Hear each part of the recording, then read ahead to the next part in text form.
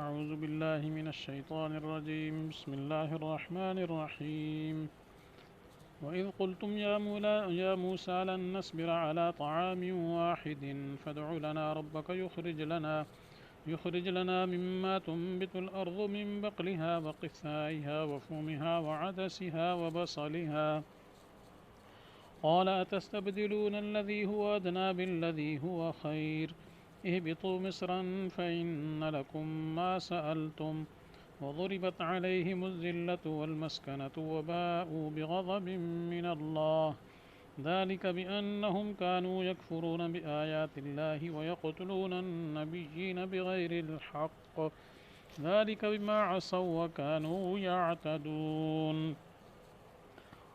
آیت کا یہ ترجمہ ہے جب تم نے کہا اے موسیٰ ہم ہر گرد صبر نہیں کر سکتے ایک قسم کے کھانے پر، تو سو دعا کیجیے ہمارے لیے اپنے پروردگار سے کہ وہ ہمارے لیے نکالے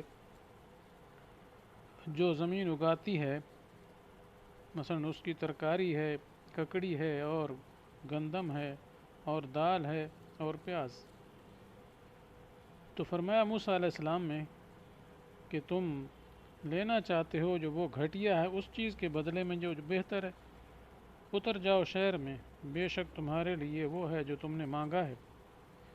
اور مسلط کی گئی ان کے اوپر ذلت اور محتاجی، اور لوٹے یعنی پڑا ان پر اللہ کا غضب، یہ اس وجہ سے کہ وہ اللہ کے احکام کا انکار کرتے تھے اور انبیاء کو ناحق قتل کرتے تھے، اور یہ اس وجہ سے کہ وہ نافرمانیاں کرتے رہے اور حد سے بڑھتے رہے. تو یہ آیت ہے جس میں بنی اسرائیل پر عذاب کا ذکر ہے، دوسرے عذاب کا. ایک پہلے ذکر ہوا، اب یہ دوسرا ہے. تو یہ واقعہ بھی میدان تی کے اندر پیش آیا تھا کہ میدان تی میں جب رہتے تھے جیسے پیچھے ذکر آیا ہے، تو وہاں اللہ تعالیٰ نے ان کے کھانے پینے کا انتظام کیا تھا. مزیدار لطیف کھانا ان کو مل گیا جی، من و سلوا کی شکل میں. تو چونکہ ایک چیز کھا کھا کے تھوڑا وہ تھک گئے تھے، اس لیے موسیٰ علیہ السلام سے یہ کہا کہ یہ ترنجبین بٹیر ہم کھا کھا تھکے ہیں، ایک کھانا ہے جی، ایک قسم کے کھانے پر ہم نہیں رک سکتے. آپ ہمارے لیے دعا کریں کہ اللہ تعالیٰ دوسری چیزیں اتارے، جو دوسری چیزیں عطا کرے جو زمین سے نکلتی ہیں. چونکہ یہ بٹیرے بھی ہوا کے ذریعے آتے تھے، یہ تو زمین سے نکلنے والی چیز نہیں تھی، پرندے تھے. ایسے ترنجبین جو پیچھے گزر چکا ہے ذکر اس کا، تو وہ بھی ایک قسم کی شبنم نما میٹھی چیز اترا کرتی تھی، حلوے کی شکل میں وہ کھایا کرتے تھے. تو یہ چیزیں چونکہ زمین سے نہیں نکلتی تھیں، تو وہ یہ چاہ رہے تھے کہ جیسے پہلے ہم کھاتے تھے جی، یہ چیزیں ہمیں ملیں. مثلا انہوں نے تذکرہ کیا 5 چیزوں کا. ایک بقل اصل میں ترکاری یا سبزی یا ساگ وغیرہ کو کہا جاتا ہے، اور قصہ یہ ککڑی وغیرہ، اور فوم کا معنی گندم بھی ہوتا ہے اور فوم کا معنی لہسن بھی ہو سکتا ہے. تو دونوں معنی مذکور ہیں، بعضوں نے لہسن کیا ہے، بعضوں نے گیہوں گندم کیا ہے. اور عدس دال ہو گئی مسور وغیرہ کی، اور بصل پیاز کو کہتے ہیں. ٹھیک ہے، تو یہ چیزیں ہمیں چاہیے. تو مطلب یہ کراری چیزیں مانگی، ساگ وغیرہ، گندم شندم، روٹیاں. تو ترنجبین بٹیر منہ پڑ گئے. تو موسیٰ علیہ السلام نے ان کو ڈانٹا کہ کیا کرتے ہو تم، اتنا اعلیٰ قسم کا کھانا آتا ہے ٹھیک ہے اللہ تعالیٰ کی طرف سے، اور وہ بھی پھر بغیر کسی مشقت کے، نہ تمہیں ہل چلانے پڑتے ہیں، نہ کاشت کرنا پڑتا ہے، نہ جوتنا پڑتا ہے، کچھ بھی نہیں ہے. اس کے باوجود تم اس چیز کو نہیں چاہ رہے، اور اس کے بدلے میں تم گھٹیا چیز کا مطالبہ کرتے ہو. کیونکہ پیاز اور دال اور ککڑیاں اور لہسن بصل وغیرہ یہ چیزیں تو اس کے مقابلے بالکل بیکار ہیں، تو ان چیزوں کو لینا چاہ رہے ہو. تو تمہیں سوچنا چاہیے کہ یہ چیزیں تمہارے اچھی چیزیں چھوڑ کر، حلوے اور بٹیروں کے گوشت، پرندوں کے گوشت چھوڑ کر دال کھانا چاہتے ہو. بہرحال وہ اس پر مصر تھے. تو پھر یہ فرمایا اچھا چلو جو تم نے مانگا ہے تمہیں تمہاری منہ مانگی چیز دیتے ہیں. تو یہ ایک شہر ہے، اس میں اتر جاؤ. جو یہ شہر کہاں تھا؟ تو کہتے ہیں یہ شہر تھا وہاں اسی تی میدان کی کسی کنارے پر، وہ شہر مراد ہے. تو وہاں جاؤ، پھر فَإِنَّ لَكُمْ مَا سَأَلْتُمْ، تو جو تمہیں کیا ہے چاہیے وہ مل جائے گا جی. وہاں جاؤ، زمین کاش کرو جی، ہل چلاؤ، ان چیزوں کو اگاؤ، پھر کھاؤ. تو یہ ان کو بتایا گیا. تو یہ اس طریقے سے جو اعلیٰ کھانا تھا وہ انہوں نے چھوڑا، ٹھیک ہے، اور کے بدلے میں گھٹیا کھانا لینے پر راضی ہوئے۔ اور آگے فرمایا وَضُرِبَتْ عَلَيْهِمُ الذِّلَّةُ وَالْمَسْكَنَةُ، بنو اسرائیل پر پھر اللہ تعالیٰ کی طرف سے ذلت اور مسکنت کیا ہے مسلط کی گئی، ماری گئی، مرادی معنی مسلط کی گئی۔ تو ذلت سے مراد ہے یعنی وہ کسی کے نزدیک ذی مرتبہ اب نہ رہے، ہمیشہ کیا ہے گھٹیا رہیں گے، اور ساری اقوام ان کو کیا ہے ذلیل سمجھیں گی۔ اور اس طرح مسکنت محتاجی، مطلب یہ ہے کہ باوجود مالدار ہونے کے ان کا حرص کبھی ختم نہیں ہوگا، اور اپنے آپ کو کہیں گے اور چاہیے اور چاہیے اور چاہیے، تو یہ مراد ہے مسکنت سے جی۔ تو اس وجہ سے چاہے جتنے بھی مالدار ہو جائیں پھر بھی وہ محتاج ہی بنے رہیں گے۔ جیسے آج کل کئی بھکاری ہوتے ہیں، مانگتے پھرتے ہیں، اور ان کے اگر چیکنگ کی جائے تو وہ کروڑوں روپے ان کے بینک میں ہوتے ہیں، لاکھوں بھی نہیں کروڑوں، ٹھیک ہے۔ تو اس بنا پر مسکنت یعنی وہ جو ایک لالچ ہے اور پیسے کی کشش ہے وہ ضرور کیا ہے ان کے اندر رہے گی۔ آج تک یہی حال ان کا چل رہا ہے۔ وباءوا بغضب من اللہ، اور ان پر اللہ کا غضب لوٹا جی، مطلب غضب کے مستحق ہوئے۔ آگے وجہ بیان فرما دی کہ یہ ذلت و مسکنت اور یہ غضب خدا کا جو دنیا آخرت میں ہے، دنیا میں بھی اور آخرت میں بھی، تو اس کی وجہ یہ ہے کہ ذالک بانہم کانوا یکفرون بآیات اللہ، کہ وہ اللہ تعالیٰ کے آیات کی، اللہ کی توحید کی، اللہ کے احکام کی انکار کیا کرتے تھے۔ اور ایک بڑا جرم یہ تھا کہ یقتلون النبیین بغیر الحق، چونکہ سلسلہ نبوت بنی اسرائیل میں چلتا رہا کچھ زمانہ، تو انبیاء کو وہ کیا ہے ناحق قتل کرتے تھے۔ تو مقصد یہ ہے کہ ایسے ظالم لوگ تھے کہ اللہ نبی بھیجتے تھے تو یہ ان کو قتل کر دیتے تھے جی، تو خود بھی ناحق سمجھتے۔ ویسے ہی انبیاء کا قتل کرنا ناحق ہے، تو یہاں فرمایا جا رہا ہے انبیاء کو ناحق قتل کرے، تو نبی کا تو حق کے ساتھ قتل کرنا ہے ہی کو نہ، کیونکہ نبی تو معصوم ہوتا ہے، اس سے کوئی جرم ہی صادر نہیں ہوتا۔ جب نبی سے جرم ہی نہیں تو اس کے قتل کا کیا معنی؟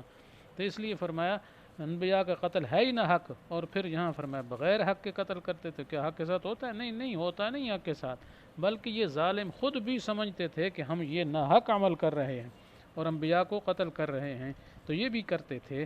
تو اس وجہ سے اللہ نے ذلت اور مسکنت ان پر نازل فرما دی، خدا کے احکام کی نافرمان نہیں اور انبیاء کا شہید کرنا۔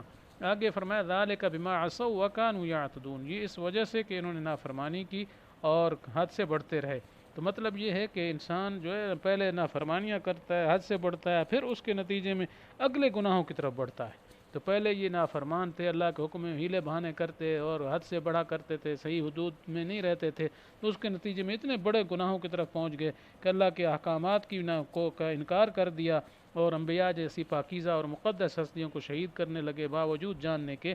تو اس وجہ سے فرمایا یہ چیزیں تو ان پر اب ذلت اور مسکنت جو ہے مسلط کر دی گئی ہے۔ تو اس کے بعد سے کیا ہے پھر ہمیشہ کے لیے یہود ذلیل رہے، کبھی بھی ان کو کوئی عزت حاصل نہیں ہوئی ہے۔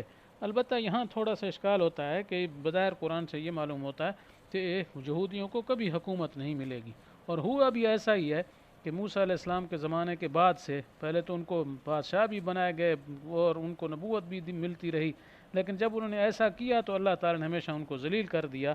تو پھر بعد میں کیا ہے کبھی یہودیوں کی حکومت نہیں آئی، حتیٰ کہ عیسیٰ علیہ السلام کے زمانے سے بعد میں، پھر ان کے زمانے کے بعد کئی صدیاں بیت گئیں، پھر آپ صلی اللہ علیہ وسلم کی بعثت کا زمانہ، اس کے بعد کا زمانہ، ٹھیک ہے۔ تو اس ہمارے قریب زمانے تک کبھی جو ہے ان کو کوئی حکومت کہیں نہیں ملی ہے، یہ تتر بتر ہو گئے تھے جی، کوئی ان کی وجاہت نہیں رہی، ہمیشہ ذلیل اور کیا ہے محتاج رہے۔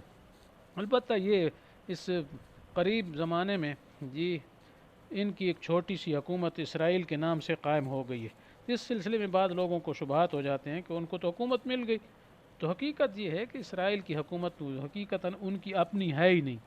حقیقتاً یہ تو امریکہ برطانیہ کی ایک چھاونی ہے، اور انہوں نے مسلمانوں کو خراب کرنے کے لیے اپنی ایک چھاونی جہاں بنا دی جس کا نام اسرائیل رکھا، اور بظاہر یہودیوں کو وہاں آباد کیا ہوا ہے، ٹھیک ہے۔ لیکن یہ حکومت ان کی ذاتی نہیں ہے، یہ ان کے کیا ہے کارندے ہیں، ٹھیک ہے۔ اس بنا پر یہ حقیقت در حقیقت کس کی حکومت ہے؟ امریکہ کی اور برطانیہ کی۔ وہ اگر اپنی امداد سے ہاتھ چھوڑ دیں ایک دن ہی، تو میرا خیال ہے ایک دن بھی پورا نہیں گزر پائے گا کہ مسلمان ان کی ہڈی بوٹی ختم کر دیں گے، لیکن وہ چونکہ امریکہ کے تابع ہے اس بنا پر سارا کچھ ہو رہا ہے۔ امریکہ چلا رہا ہے، برطانیہ چلا رہا ہے، وہی مغربی ملک چلا رہے ہیں ان کو، حقیقتاً یہ خود ان کی اپنی ذاتی طاقت کچھ بھی نہیں ہے۔ تو جب یہ ہے تو پھر اس میں کوئی شبہ کی گنجائش نہیں، کیونکہ آگے چوتھے پارے میں آنے والا ہے، وباءوا بغضب من اللہ وضربت علیہم الذلۃ والمسکنۃ، آگے ہے الا بحبل من اللہ وحبل من الناس۔ ہاں ایک صورت ہے کہ لوگوں کے ذریعے یعنی لوگوں کی رسی کے ساتھ یا اللہ کی رسی کے ساتھ مل جائیں، تو پھر اس صورت میں یہ ہے کہ کچھ ان کو عزت مل سکتی ہے، کچھ ان کی ذلت دور ہو سکتی ہے۔ تو اللہ کی طرف سے حبل کا مطلب یہ ہے کہ اللہ کی طرف سے ان کی حفاظت ہے، مثلا چھوٹے بچوں کو قتل کرنے کا حکم نہیں ہے، اس طرح عورتوں کو قتل کرنے کا حکم نہیں ہے، تو ان کو کیا ہے اس طریقے سے محافظت مل جاتی ہے، یہ اللہ کی طرف سے ہے۔ اور باقی حبل من الناس فرمایا، تو من الناس میں عام ہے، چاہے مسلمانوں کی حکومتوں کے ساتھ معاہدے شعدے کر لیں یا کفار کی حکومتوں کے ساتھ معاہدے شعدے کر لیں جی، تو پھر کیا ہے یہ کچھ بچ سکتے ہیں۔ تو حقیقتاً اب یہ حبل من الناس ہے، تو ناس سے مراد چاہے مسلم یا غیر مسلم، تو غیر مسلم ہے امریکہ برطانیہ، تو ان کے واسطے سے یہ حکومت ان کی کچھ نہ کچھ چل رہی ہے، لیکن وہ بھی کوئی اتنا لمبا چوڑا تو نہیں، فلسطین کا علاقہ ہے، وہ بھی آدھا علاقہ ہے، تو وہ جب بھی کوئی لڑائی امریکی فوجیں نامراد آ جاتی ہیں اور وہی سارا کچھ کرتی ہیں، ان کو طاقت مہیا کرتی ہیں، تو اس وجہ سے حقیقتاً ان کی اپنی ذاتی طاقت کچھ بھی نہیں ہے، تو جو کچھ ہے انہی کی عطا کردہ ہے، اس لیے وہ ایک دن بھی ان کی مدد سے ہاتھ ہٹا لیں پھر دیکھیں ان کا کیا حال بنتا ہے۔ تو لہٰذا اس میں قرآن پاک کی جو حقانیت ہے اور ان کی جو کیا ہے اسرائیل کے بارے میں کیا ہے خبر ہے، پیشین گوئی ہے، اس میں کسی قسم کا شبہ نہیں کیا جا سکتا۔ تو بہرحال یہ بنی اسرائیل پر عذاب آیا، جو اب صدیاں بیت گئیں، اس عذاب کا مشاہدہ دنیا کر رہی ہے، تو یہ ان کے کرتوتوں کی وجہ سے، خصوصاً اللہ کے احکام کی نافرمانی اور انبیاء کو شہید کرنا، جو کہ بہت بڑا جرم تھا، اس لیے ہمیشہ قیامت تک کے لیے ان کے لیے حال یہ ہو گیا کہ قیامت تک ان کو کبھی عزت نصیب نہیں ہوگی۔ تو اللہ تعالی ہمارے اس مسلمانوں کو اللہ کے احکام کے توڑنے سے اور ان کے انکار کرنے سے محفوظ فرمائے۔ وآخر دعوانا ان الحمد للہ رب العالمین۔